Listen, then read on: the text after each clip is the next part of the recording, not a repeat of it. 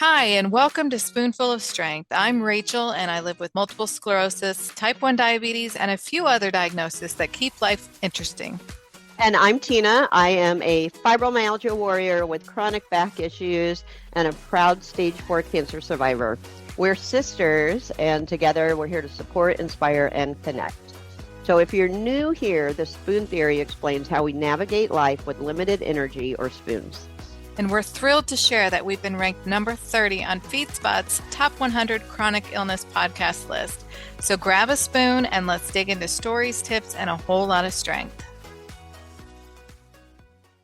This episode of Spoonful of Strength is sponsored by Salty Provisions. Salty Provisions offers gourmet, award-winning, handcrafted sea salts and seasoning blends made with sea salt from the pristine waters off the coast of Norway.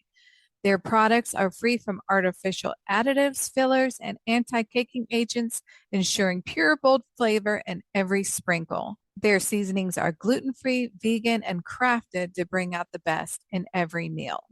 Welcome to this week's episode of Spoonful of Strength.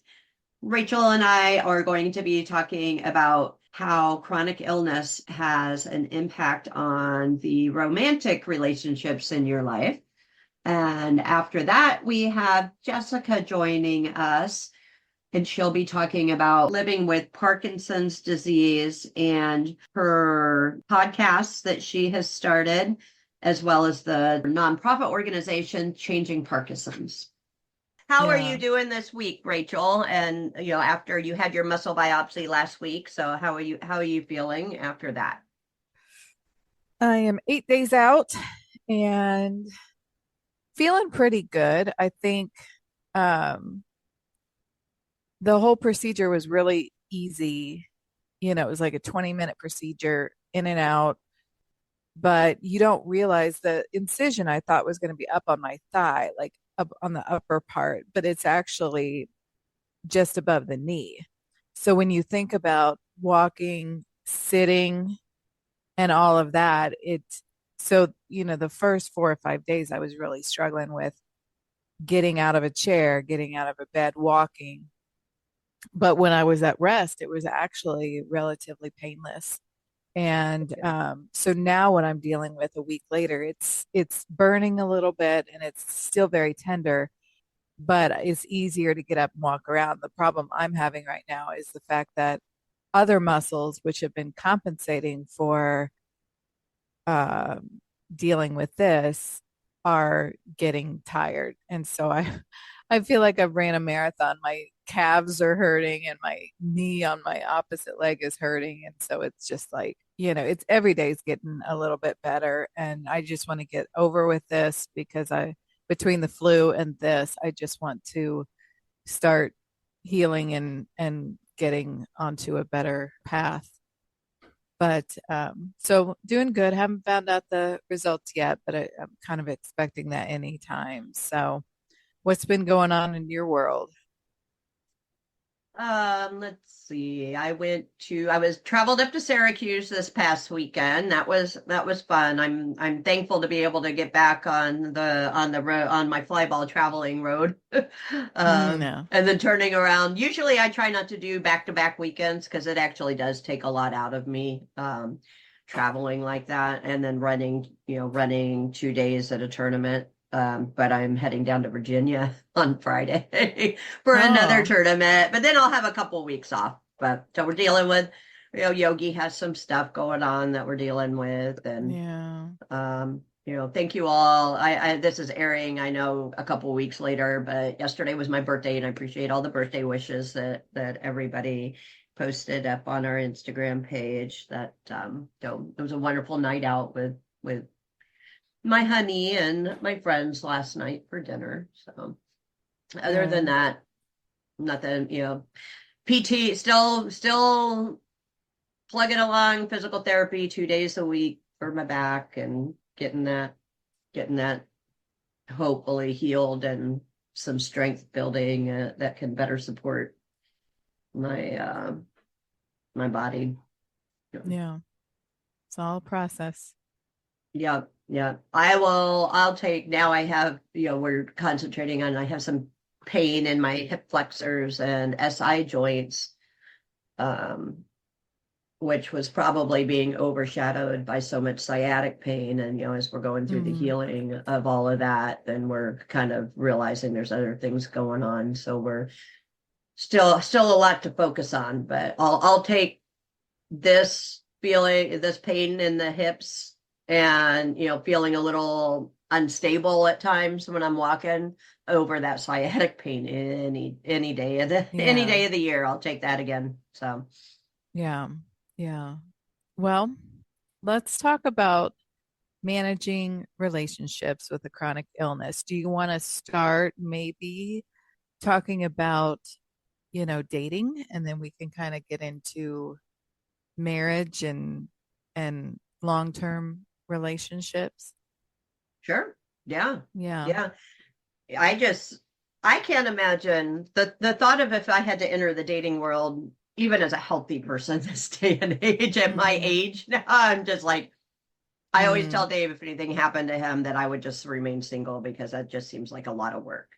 So mm, for me, I can't imagine, trying to enter that and being difficult. You have to find that right person that would be mm, understanding of saying, hey, early on it can be tough because there'll be times that you may have to bail out at the last yeah. minute on a date. And, it's I can see how that can be difficult very, Yeah. very early on in a relationship or when you're trying Yeah. to establish a potential relationship. Yeah. I was diagnosed with type 1 diabetes in November of, this is going to tell you how old I am, but November of 98, and met Ed May of 99. And Mm-hmm. so I was newly diabetic. And in fact, when I know I've told this story before, but when I was first diabetic, I was at this weird age where I was like too old for type 1 diabetes, but way too young for type 2. And so they thought I might be type 2, so they put me on pills, which worked actually for like 2 years, which Mm-hmm. was pretty crazy that it worked that long. Normally, it doesn't have that big of a honeymoon period. So when we met, I was still learning about how to deal with it. It was a little bit easier because I wasn't on shots or a pump or anything like that. It was taking medicine, but it was very regulated as far as I had to take medicine at meals, and I could only eat this many carbohydrates, and it was very diet restricted. But, even something like that was still an adjustment for him of dealing with the low blood sugars and the high blood sugars, and dealing with sometimes when your blood sugar gets high or low, you can get a little bit more emotional or hot headed, maybe is a good Mm-hmm. word. But so even with that, and I think I disclosed it pretty quickly to him, but that opens up a question of when is the best time to disclose a chronic illness to a potential partner. And I Mm-hmm. was thinking about this, and I was like, okay, well, when you're newly dating, what are some of the things that go into making that decision? And I think, talking about the early stages, just newly dating, I think that it has to depend on how much that illness impacts your life. Yeah. Like being a diabetic, everything I ate, everything I did, it was very much a day-to-day process. What are your thoughts as far as those first couple dates? And I feel like if it's something that could potentially happen on that date, if you mm, are, if you have something that you could be subject to a seizure, or like in, the in the diabetes, the sugar drop, the low sugar, the high sugar, where it's something that would need immediate attention. I think it would be important for them to know, because otherwise, if you're out on a date and you suddenly, do start in with seizure activities, they have no idea what's going on, especially if it's something that they've never been exposed to. I feel like it's kind of an important conversation right from the bat, going, hey, this is well under control, but just in case something happens, I want you to know Mm-hmm. that this is what you do. Um, and then maybe the cynic in me is like, okay, if that dude is, if whoever you're dating is like, oh yeah, this is too much, then that's not somebody you wanted to continue with anyway. But, Yeah. Yeah. in that situation, other things, I think I'm a big proponent for listen to your gut. Yeah. So when it feels right, but then, you want to be careful on not getting into this this trap of saying, all right, I didn't tell him, I didn't tell him, I didn't tell him. Now I feel like I should, or her, Mm-hmm. sorry, them, him or her. And then you get into that trap of going, oh, now are they going to be upset that I didn't tell them that sooner? We've been dating for Mm-hmm. so many months or so many weeks and we're growing closer, and then I'm dropping this bombshell. Mm-hmm. So I feel like there's a very fine line of finding that moment where it's something that should be shared. Yeah. Wouldn't necessarily, unless like what you were talking about, or like a bad food allergy or something, that might be something to bring up. I personally don't think that there's a too much or too little to share. I think those conversations should naturally be almost self-guided, if that Mm-hmm. makes sense. You bring it up and go, hey, we've been out for a couple dates. I just want you to be aware of, something that I feel like this is the time to let you know that this is something that I live with on a daily basis. Yeah. Um, and then just kind of take it from there based on the response that the other person gives you. Yeah. Yeah. I was lucky in that, I don't know if lucky is the right word, but in the fact that my diabetes I had already had. And although it impacted my life greatly, it was not as big of a blow as MS is. Right. And that we were already, 15 years into our marriage by the time that came. And I think that no matter what, that conversation should happen before like feelings are getting going, before you've actually fallen in love with somebody. And because I think Yeah. then you really The just need, potential of hurt feelings. Yeah. And trust. yeah, A big thing is a trust build of going, look, we've been dating for, 3 months and you're just now telling me this. Then, yeah, why didn't you trust me before? So that also can, it's a factor of that. I mean, I guess it just boils down to, everybody's going to be different. There's no like hard and fast timeline. It also just depends on where you see that relationship going. If you're thinking, okay, hmm, this is somebody I enjoy being with, but maybe not long term, yeah, then maybe you don't feel inclined to share as much.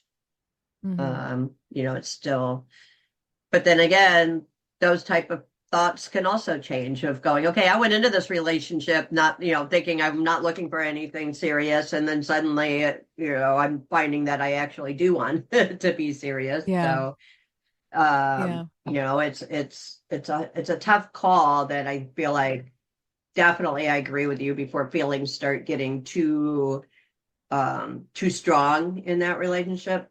That hmm, it needs to be something shared. And because if the feelings are reciprocated, that person is going to be is they're not going to run. the good They're ones going to won't want to run. support. The good ones won't run. Yeah. um And and you can really see like how much of a caring person they are.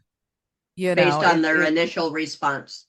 initial response or maybe having a relapse, early in the relationship, or like you said, canceling plans, you can really see maybe how that relationship would be down the road Mhm. based on Yeah. how much they take care of you. Uh, if we talk about long-term relationships, um, there could also be a part of a chronic illness that could be either genetic, or I know there's people with endometriosis that have advanced endometriosis to where, they even have to talk probably fairly early on about maybe not even be able to have kids, or having a Mhm. genetic condition that could affect kids if they had kids. Right, right. Yeah, and And that that's would be hard. yeah, those are also definitely very hard conversations um to have, but those are important conversations to have. I think one of the things I love the most about Ed is that anytime anything comes up in my medical, he's there researching the disease. He's out Hmm. there, going, okay, well, I read this about it and I read that about it. And it makes me feel like it's more of a team effort, even though it's my Right. chronic illness. He's invested in it and he knows what to expect. He knows, the potential complications or progression. And it makes me feel loved knowing that he is invested in learning more about my condition. Hmm. Knowing how difficult it was with your MS diagnosis, and you've been pretty, a couple episodes back, you were talking about how there was one point, when on our self-esteem Mm-hmm. episode of the you processing what was going on and having to give up a career that you really enjoyed at that time, and almost pushing him away, and where he asked Mm-hmm. for a divorce. Do you feel that if this had all came about like much earlier in your relationship, that it would have weathered the storm as it has at this point? Well, I feel like the person that he is, he, if this would have happened maybe a year into our marriage, he's the type of person that doesn't give up easy. And so I believe in him that he would have wrote it out with me. I'm just not so sure the way that my depression and all of that hit me, and the way our relationship, I take a good bit of the responsibility of our issues with me not being able to process that. And so that would be the part that I'm not sure about, is if it had happened a year into our marriage and I had to quit my job, would I react the same way that I did? And Mhm. I wonder sometimes if you're more established in a relationship, if you kind of push a little harder because you've got more of a bond, you've been together for longer. Over the years, over time, you become Mhm. more solid in what you have, and so you're more comfortable knowing, yeah, I can kind of let those high emotions come out in Yeah. a not so good way. Um, emotionally, not obviously, Yeah. never, I'm never saying it's okay, any type of physical type thing, and Oh emotional no. even. But you can let that frustration out at a different level, knowing that they know it's not focused on them. It's Yeah. you processing how you're feeling, and your frustration just, unfortunately, when you're uncertain and you're going through things, the tendency when you have to release, when you're angry or frustrated, you're gonna do it around the people that you feel the safest around. Yeah. Yeah. And it never got to I think just to clarify where I was at, it was never anything physical or emotional towards him. It was the fact that I felt so broken about myself that I didn't feel like I deserved him. And so it was more of a situation of I was tearing myself down and I was unable to at a point to accept his love. And we Right. we had quite a there was a time in our therapist office where he's like, I'm here, like I'm trying to love her. It's not good enough. And he could not understand, why is she, doing this? And I said to him, I said, because I can't accept it right now. Like you have to understand that I see you giving it to me, but I don't feel worthy enough to accept it right now. Mhm. And it was all that, kind of into one. But let me ask you this. How did your relationship change with Dave when you were going through cancer? I feel like for us, I have always been the caretaker role. I took care of everything. I Hmm. cooked I just, and so it was the opportunity for me to be able to step back and give him that opportunity and realize that he has always he always has had my back no matter what. I just never let him do it. Mm, never gave him the You know, opportunity. never gave him the opportunity. Um, and I think again, it came, I had two not so great relationships before him. And and like as you said, with that feeling of not feeling like you deserved it. Um, Hmm. and even though we were 15 years in, and going back to like the question I asked you as far as if it had happened early on, Hmm. um, I think it would have changed the relationship actually for the better because, looking back, he's always been that person. He's always Hmm. been, over and above, making sure that I'm taken care of or, that we take care of each other. I mean, it's not one-sided, we take care of each Yeah. other. And so I feel like I would have probably had more years of realizing that Mm, no matter what, I can depend hmm. on him. That's great.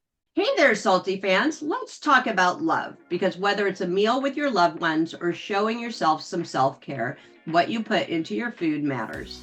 At Salty Provisions, they believe in keeping things clean, literally.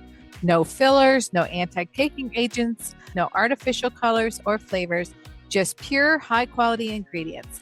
And it all starts with their first and most important one, Norwegian sea salt. It's rigorously lab tested and proven to be one of the purest salts on the market. So you get the minerals you want without the toxins you don't. Because let's be honest, there's nothing romantic about impurities and toxins. Whether you're seasoning up a sizzling steak, sprinkling a little something extra on homemade chocolate, or eating it straight out of your hand, we see you, Pots Warriors. They've got you covered. So why settle for less? Upgrade your salt and seasonings and your standards. You'll find their award-winning sea salts, bold seasoning blends, and electrolyte mixes at doyoulovesalt.com. And because you deserve nice things, here's a little love from us. Use code SPOONFUL with 2 L's for 20% off your order. So go ahead, season generously, love deeply, and most importantly, keep it clean with Salty Provisions. Did you ever have those feelings of feeling like a burden or that your illness has affected your partner too much? I feel like it affected him more than he let me see Yeah. because he wanted to be strong for me. Yeah. And I remember pretty early on in that journey, as as you know, I was very vocal and sharing my journey um, on Facebook, for Hmm. people to see what everything that I was going through. And I remember one of my early posts of saying, "All right, this is what I'm dealing with. This is what's going on." And I appreciate everybody reaching out to me, but also those that know how to get in touch with Dave, please reach out and give him support as well, because I'm not able Hmm. to support him the way I normally Hmm. would, but he needs that as well. Yeah. I think that's important. And I actually think that's something that I need to do better, that I need to do better with, because I think it is just a man's way of dealing with it. Um, and we need to talk more about what the future lies and how things are going, because it is a progressive illness that I have. Um, I know it affects him because in the times that we've been in therapy, he gets very emotional talking about it.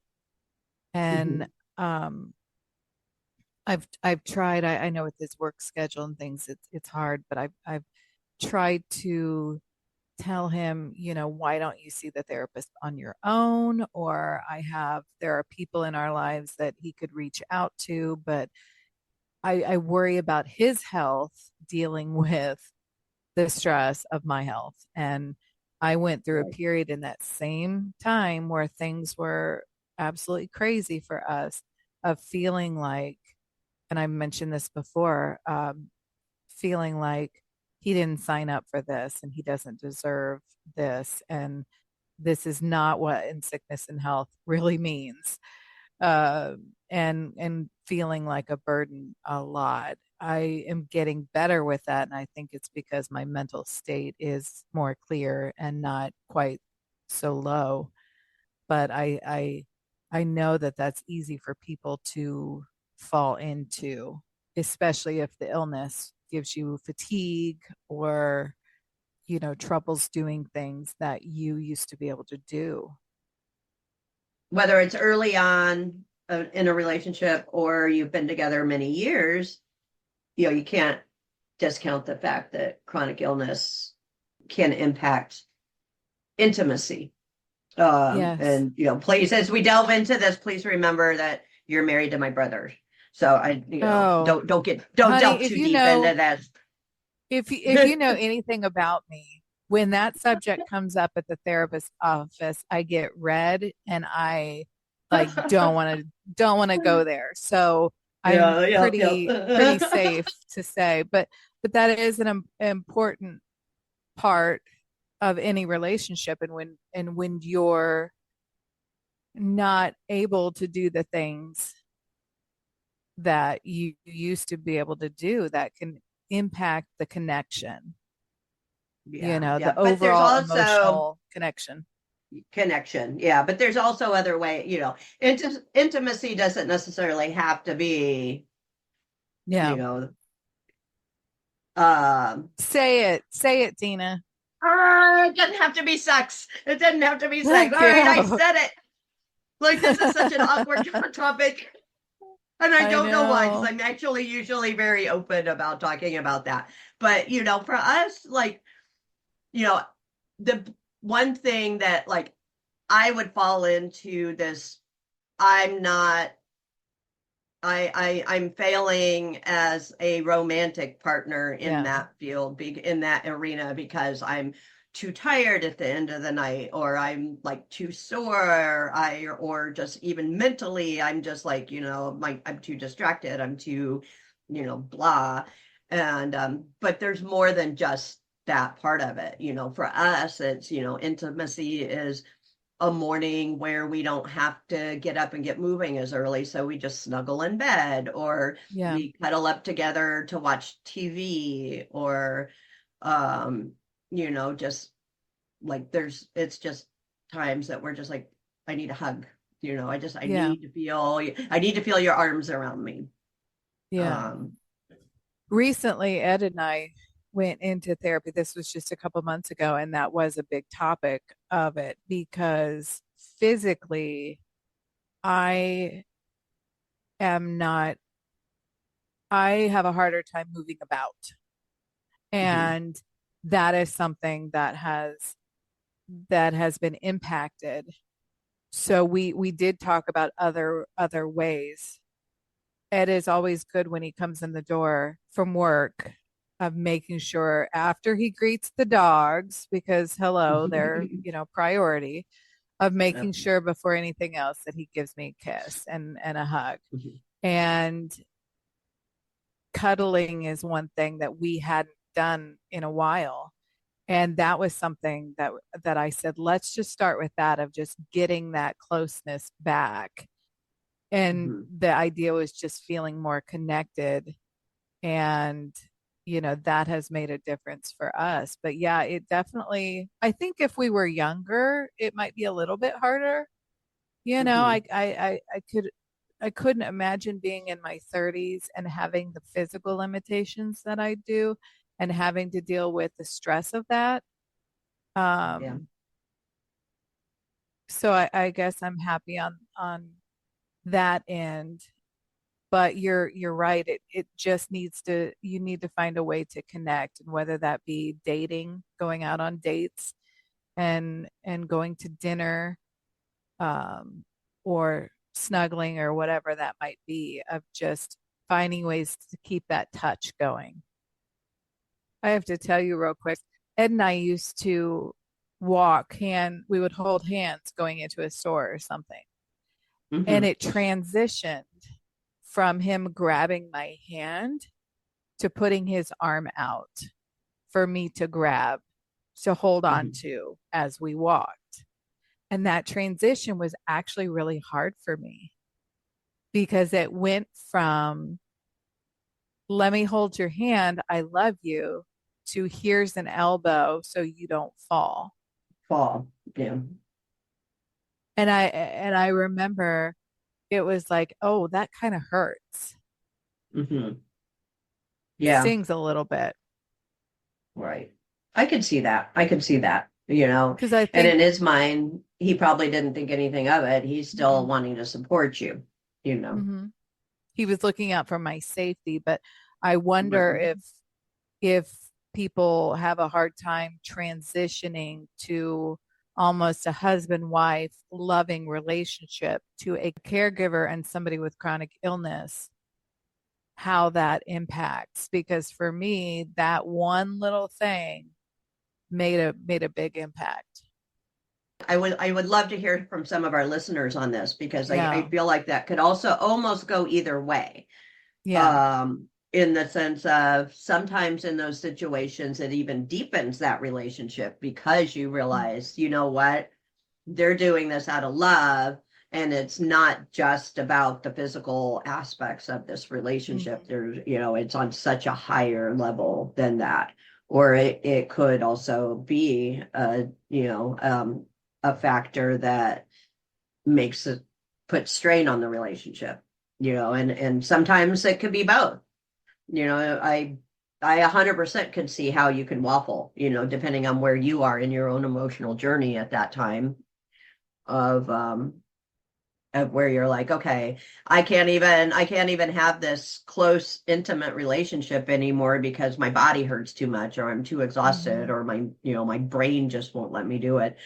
Um, Yeah. or it could be, you know what, I've realized that this has helped me realize that we actually have that it's on such a different level than just a physical relationship. So Yeah.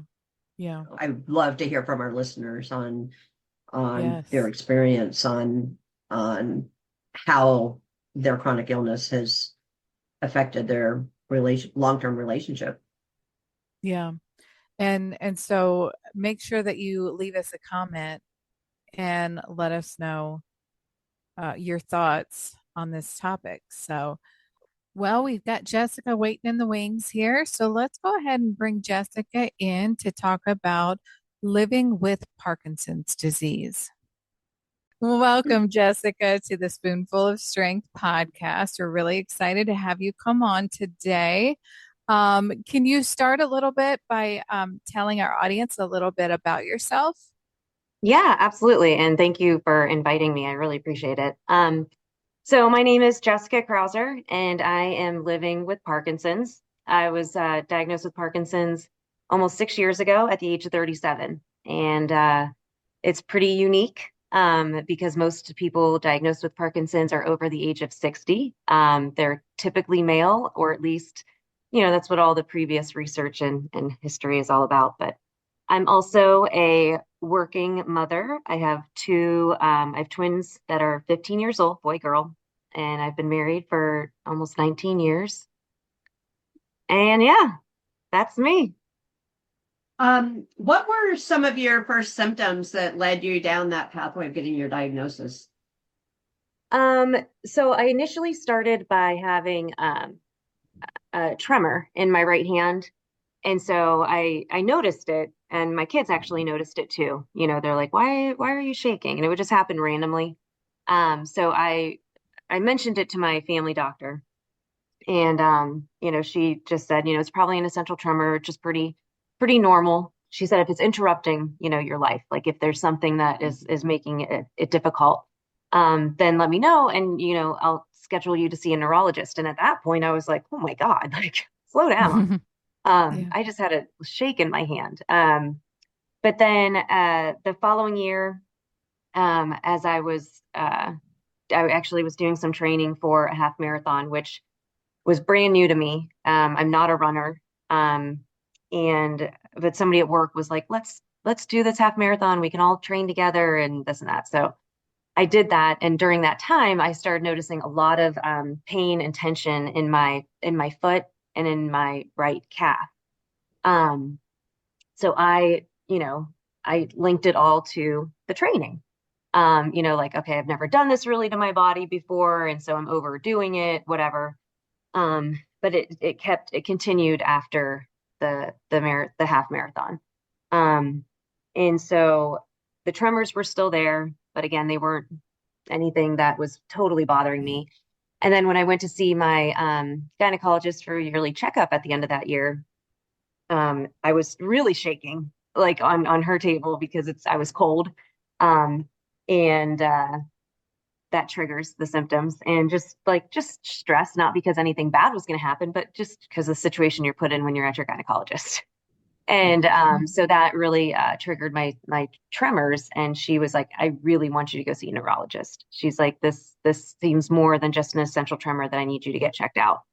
So I did, and the first neurologist, did a battery of testing with MRIs, an electromagnetic something, an EMC, I think is what it's called, and just some like the in clinic testing. And by the time we did a follow up appointment with him, uh, I was pretty.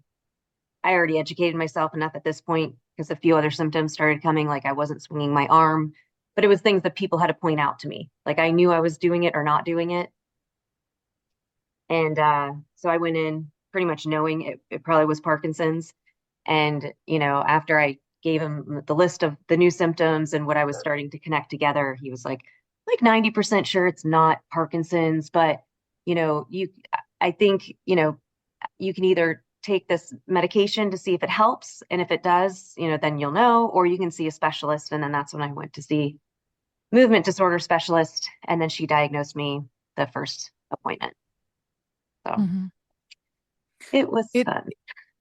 Yeah, it must have been hard because you didn't fit in that mold of, 60 and older and male.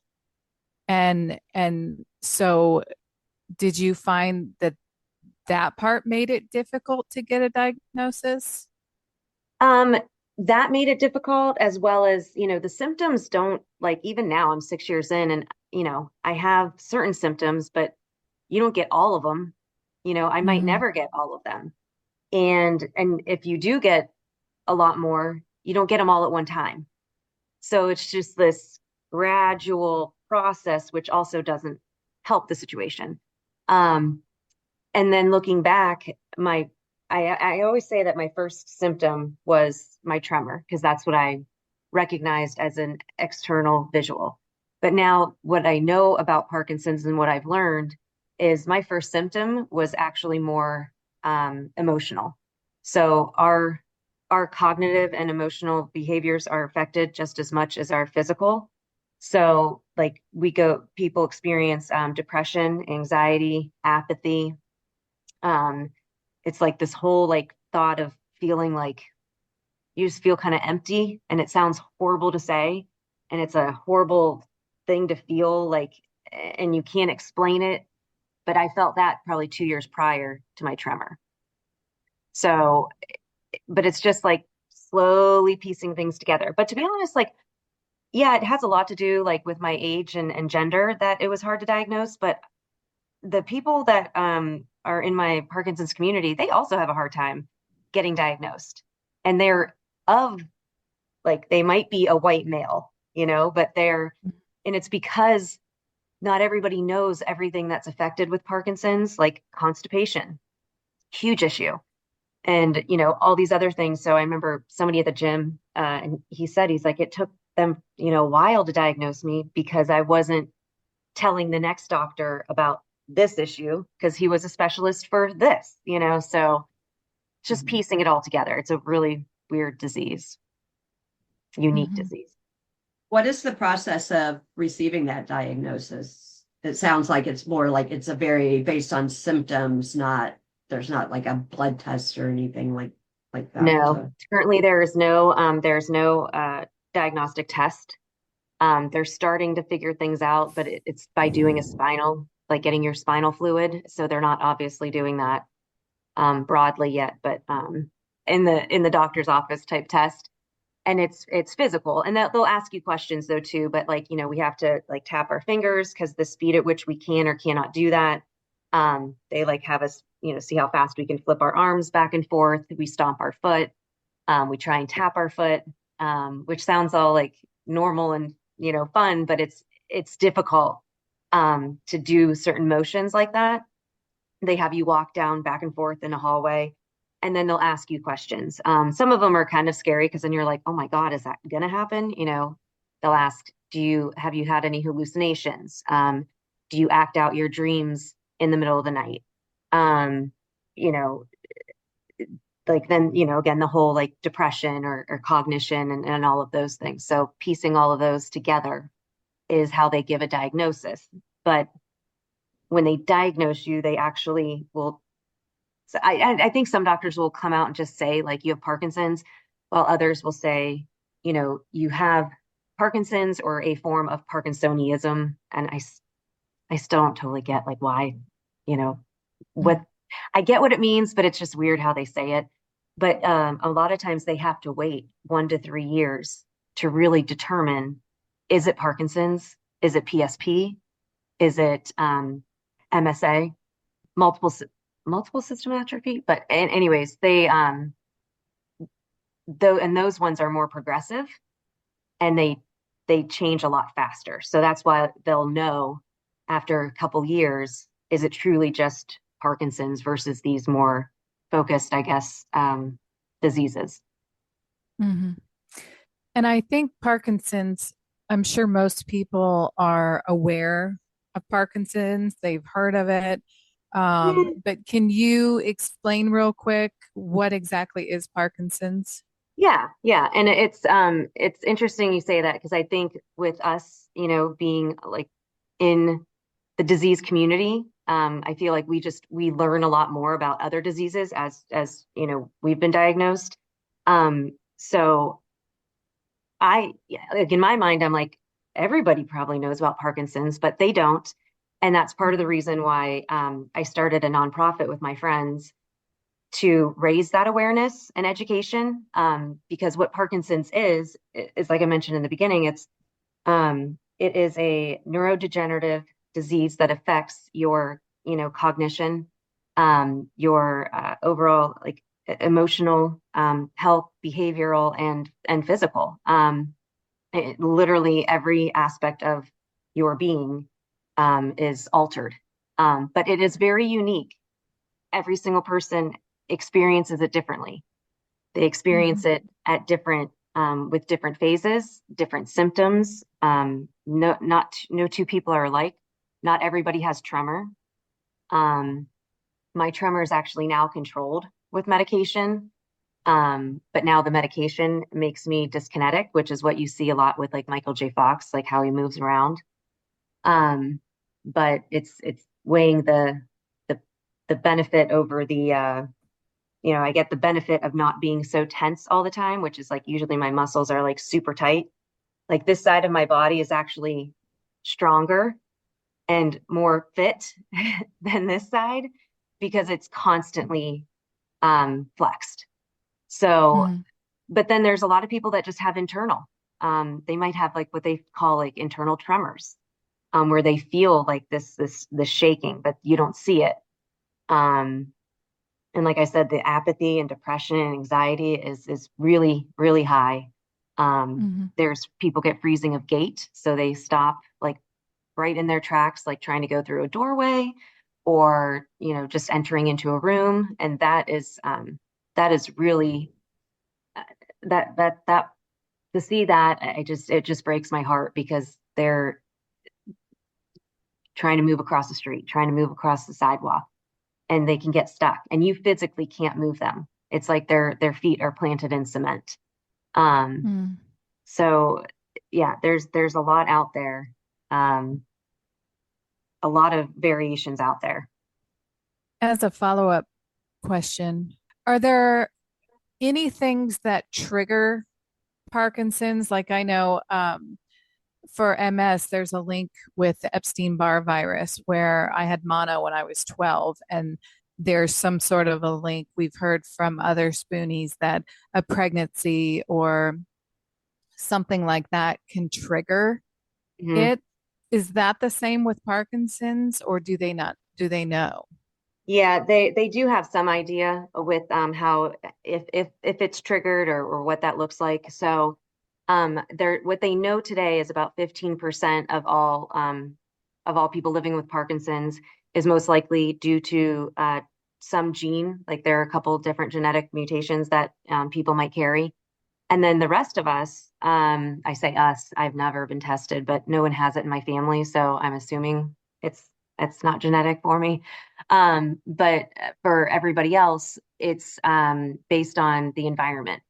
So it could be like the different toxins in the air, the water, what we eat, that trigger something within your gut microbiome. So they're doing a lot of research right now with the gut health, because they think something in the environment is altering those billions of bacteria in your gut, that is triggering Parkinson's symptoms. Um, I know, and I don't know if this is for people that are have the genetic mutation or just anybody in general who's maybe like because I've been exposed to everything. Like I've never done anything like completely in isolation, right? So there's always been somebody else like around me, family or friends, whatever. So why I have it and they don't, I don't know that reason. It sounds like Parkinson's is a progressive Hmm. disease. Is that Yep. correct? Yeah. So it will there's nothing that can stop it as of right now. Exercise is very important for people with Parkinson's. It's not talked about enough to those who are diagnosed or to the level, to like what level that means. It doesn't mean just going on a walk every day around your neighborhood. It's doing the physical activities where you're like really like stretching out your arms, doing big motions, because everything about Parkinson's wants us to shrink, which is why you always see the hunched over, people shuffling. There are specific exercises that if you start with early on, you can really delay the progression of the disease. There's plenty of studies on it, that talk about it. And they also talk about your heart rate, like getting your heart rate up because that, does something to your brain with the different neurons and what's launching. But part of it is like we're retraining our brain, we're tricking our brain how to do things again. So, if people aren't picking up their foot and because they're shuffling, or Literally, I see it in the gym, like some people like literally can't stand up straight, or they like can't lift their arms past here. Um, and so exercise is critical, but it's not like every day you're like, oh, this is happening. I have a friend with ALS, and every minute or every day, something new is happening. With Parkinson's, it's, I can definitely tell a difference between when I was diagnosed to 2 to 3 years in to where I am today in terms of progression.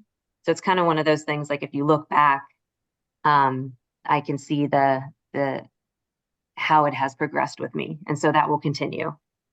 So that's kind of nobody knows what's going to happen in their life of like how they're going to be physically or whatever, but having a little bit more clearer picture, isn't the greatest to then question, like, am I going to be able to do things like, um, you know, when my kids get old enough and have, babies, like, am I going to be able to hold them? Like, I don't know, because I don't know what I'm going to be like in 10, 15 years. Mm-hmm. So it's just, yeah, that part really sucks. Hey there, salty fans. People are starting to pay attention to what's really in our food supply. At Salty Provisions, they've been doing it all along.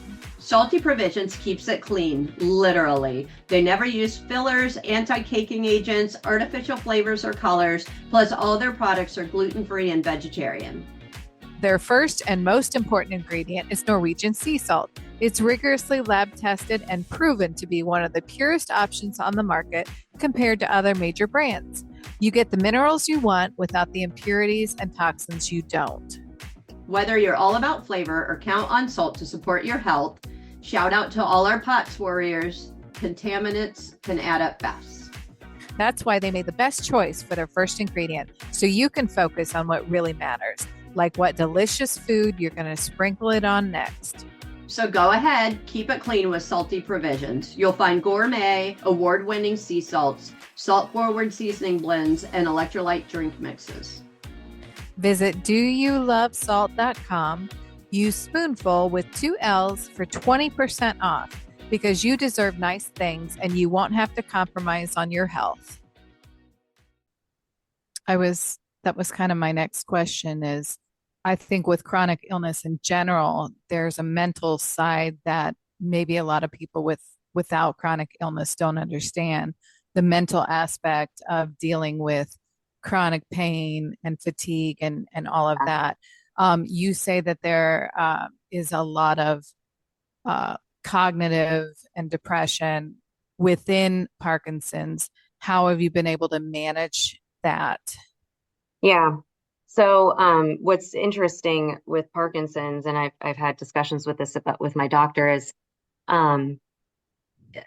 there is, a percentage of people that have either depression or, again, the apathy or anxiety because of what the disease is doing to their brain function.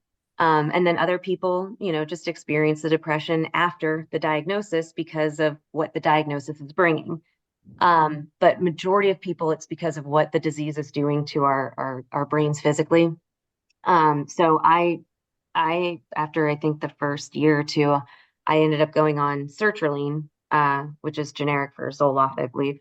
And that has helped me tremendously. So doing that as well as exercising has really helped. And, starting my podcast 3 years ago has been like my therapy, like it's been my outlet.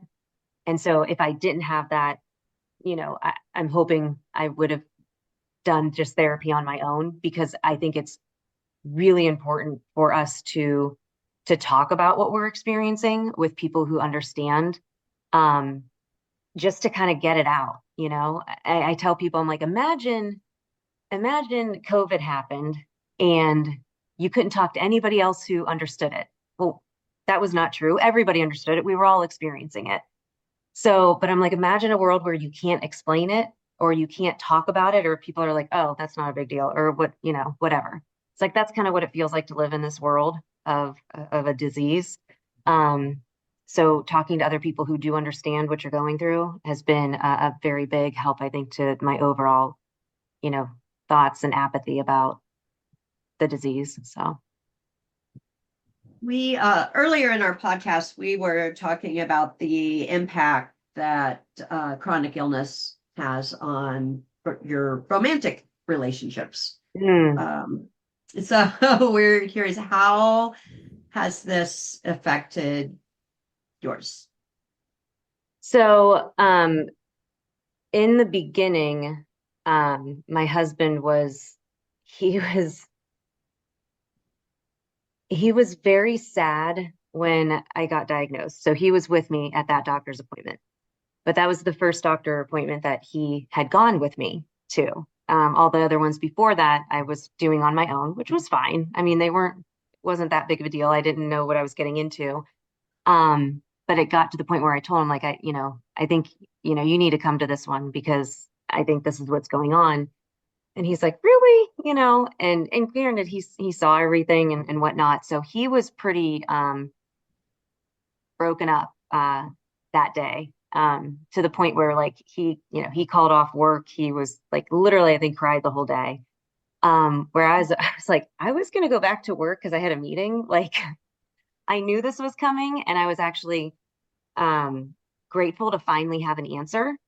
But from his perspective, he's like, I just feel horrible. He's like, not that I didn't believe you, but I thought you were just kind of over exaggerating some of this. And so then for like that whole first year, he was, just all in of like, who can we talk to?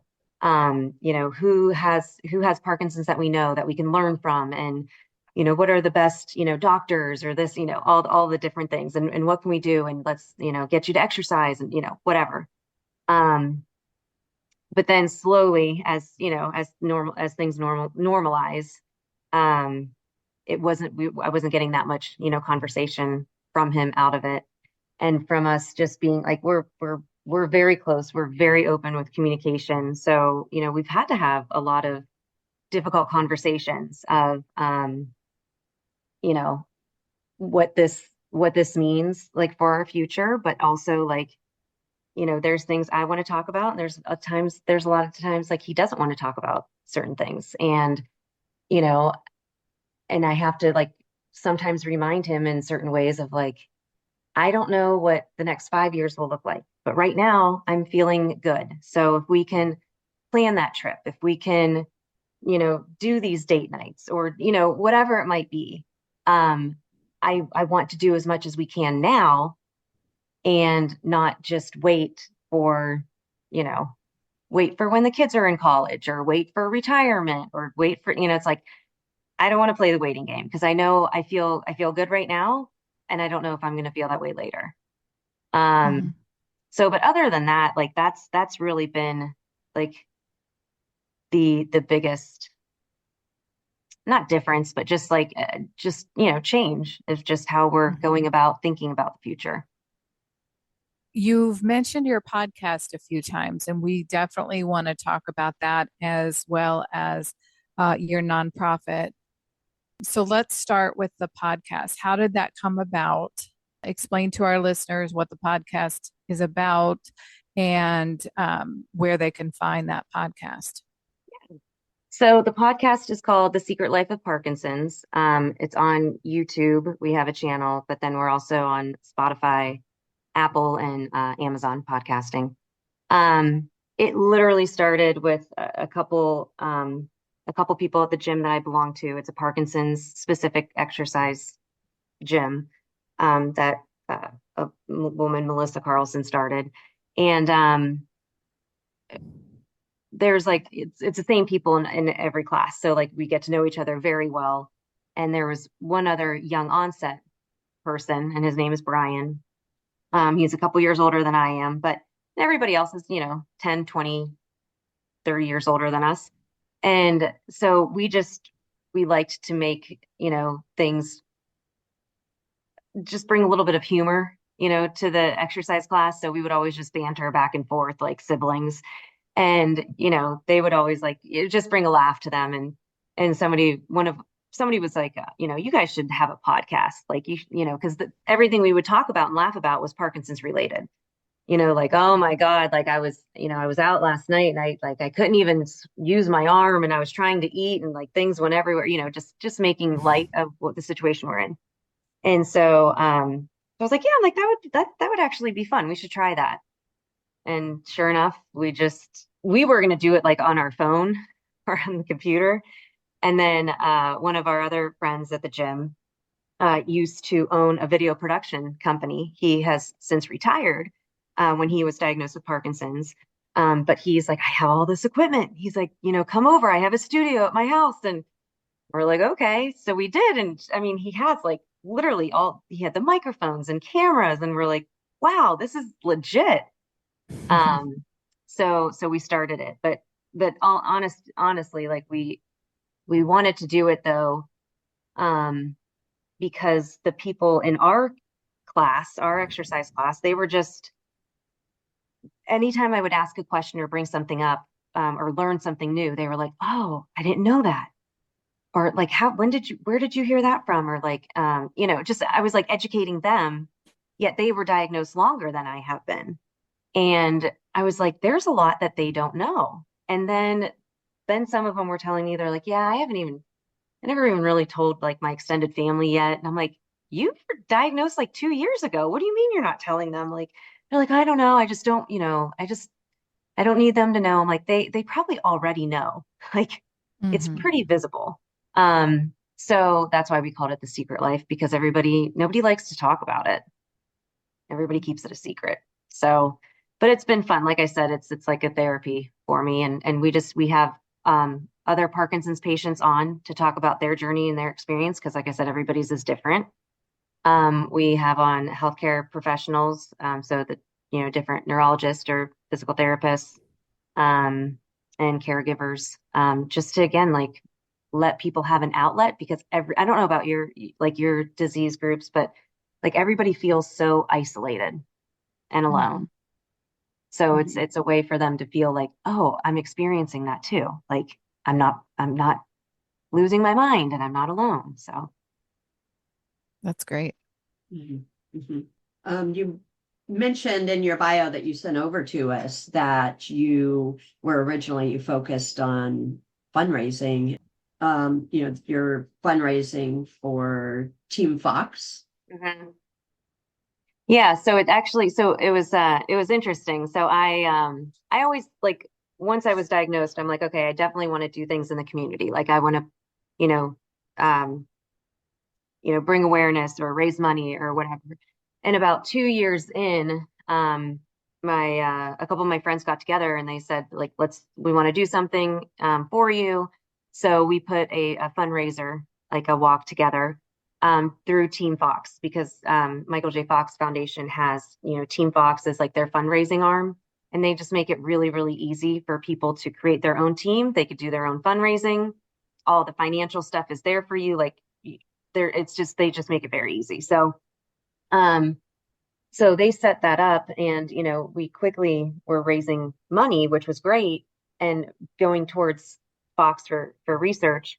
But then we started, thinking about, because it was at the same time that we had the podcast, we're like, there's a lot that people just still don't know, like awareness, and more like education in terms of like things that you can or should do, like exercise, or just like the simple things like, use an electric toothbrush to, just save you from the headache of like the rigidity like that you're experiencing. So we're like, why don't we just start our own nonprofit, and we'll help the community within Columbus or within Ohio. And so we started out small. But then after the first 2 years, so we raised almost $200,000 for Team Fox. So that was awesome. And I'm so happy we did that. I made so many wonderful connections within the community there. But now, like, we're shifting to focus on helping people, live their life with Parkinson's. I hate to say better, but just how they can live their life with Parkinson's.